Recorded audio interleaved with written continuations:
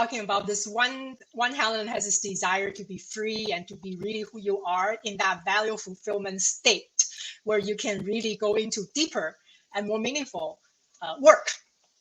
And there is that other Helen which is always almost in a way spent her energy managing, and that sounds very tiring in a way. And but No kidding. no kidding. But you have been able to walk that line somehow. But in the past, especially in the past year, you kind of seen that line being kind of more blurred, and you. So in a way, you that framework one Helen, the managing Helen is afraid and try to pull the other Helen back, right? So that I think that's exactly what both of us are doing under different stories, of course. And many others are doing that too, I think, Grace. I don't think we're the only ones doing it. And I don't think it's always about metaphysics. And, I think people who are plunged entirely in the world of science and reason have similar challenges. It's not just that boundary between the rational and the transrational or non-rational. That kind of question occurs with roles in life, with family, with choices of profession, with, I've been interviewing students who have one kind of thing they need to say because they want to go to university, but they also have this other deeper passion and they want to make movies. So I want to be an economist and I want to study computer science and animation for whatever, but I really want to be a film director. And will I be taken seriously if I express both sides? So all of these interviews that I've been doing with students is showing me the pressure that all of us really deal with on a daily basis. I think everybody feels like, oh, I cannot do that because this is how would people think of me, right? So I think that's probably like the easiest level that everybody can relate to.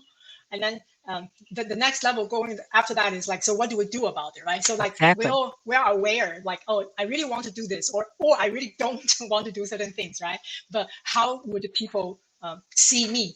And then the next thing is, so what do we do with that, right? So some people probably are more willing to take the risk, if that's even the right expression, than others, right? Others will probably just follow the books and the footsteps and do not never ever derail, right?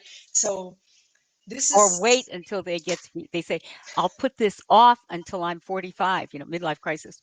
I'll wait until I get married, work for 20 years, have my retirement.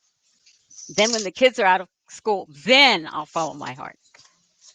Yeah, so we hear this a lot too, right? I will do this when, right? When? So everybody fill in the blank, right? I will do X when, right? So fill in the blank. And so, and then, sometimes I wonder, I know most people can relate, but I wonder about this, like, where does that pressure come from? Is it from a person that you can actually identify, or are we saying that, oh, everybody? Like, but to me, like, who's everybody? It's like, no, everybody, think that, that was wrong. But like, really? Does everybody think like that? No, it's usually you can count them on one hand. Talk about the eye. I discovered after last week that my uncle watched the show. That was before my eye went out. Yeah. And it was like, oh my God. Well, tell me about it. Why uncle and why, oh my God? Well, because we're really close and we don't, I mean, I certainly have a different world. We're very close family. We're really good friends and close in age, but it's like, wow, this is opening up a part of the self to who really matters. It's basically, did I make a fool out of myself?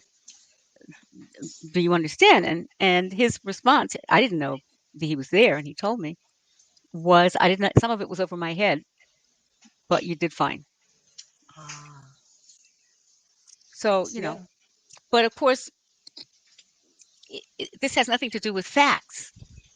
It has to do with perception, and it has to do with no matter what facts I hear or what I'm told, it's self-judgment. It's the inner voices that are relentless. even if he weren't there, and even if nobody were there, would I still be going through this? So the voices have been internalized over the decades. We don't That even little need any of those people around. They don't even have to be alive. that is so true. That inner chattering that you were talking about. Oh yeah, they've been gone for 30 years and they're still hanging out. That is so true. And I think that is, yeah, I think that we're unpacking this really at those different levels and different angles. But really, I think it all circle back to that self-judgment, right? So self-judgment is that rational self that's pulling us back to for that potential value fulfillment that may or may not be what we think that the society may or may not accept, right?